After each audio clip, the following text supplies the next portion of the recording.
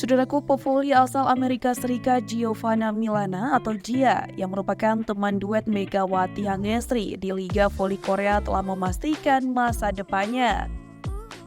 Setelah mencatatkan hasil manis lewat duet gemilang Megawati Gia di Liga Voli musim ini, Giovanna Milana akan tampil di Indonesia. Ya, Gia yang tak terpisahkan dari Megawati Hangestri akhirnya memutuskan untuk mengecap pertandingan di Indonesia pada ajang Proliga 2024. Namun, Gia dikabarkan segera merapat Jakarta Pertamina Enduro atau tim yang berbeda dengan Megawati Hangestri. Tentunya, Megawati yang tercatat sebagai pemain Jakarta Bin akan menemui Giovanna Milana sebagai rival di Proliga 2024. Dan kompetisi bergengsi di Indonesia menjadi kisah awal bubarnya duet Megawati Gia yang dijuluki duo meriam kembar Red Spike.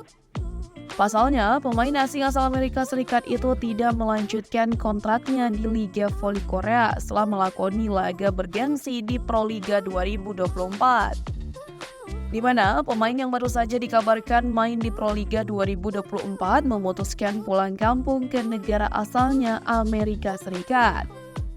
Setelah berkelana menjajaki berbagai kompetisi di beberapa negara, Gia memutuskan masa depannya untuk berkarir di Amerika Serikat, meramaikan kompetisi bola voli putri yang baru di negeri Paman Sam, yaitu League One Volleyball atau LOVB. Dilansir dari usavolleyball.org via bolasport.com, sebagian besar para pevoli putri terbaik Amerika memilih berkarir di kompetisi luar negeri. Walau timnas voli putri Amerika Serikat merupakan salah satu yang terbaik, saat ini peringkat 2 dunia FIVB dan juara bertahan Olimpiade, negeri Paman Sam tersebut tidak punya liga yang mumpuni.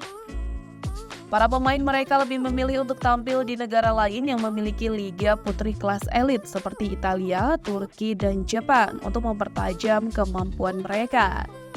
Seperti diketahui, Gia telah menjajaki kompetisi bergengsi di beberapa negara. Berdasarkan data Volleybox, teman duet Megawati Hangestri ini telah berpetualang ke Prancis, Puerto Rico, Italia, dan Korea.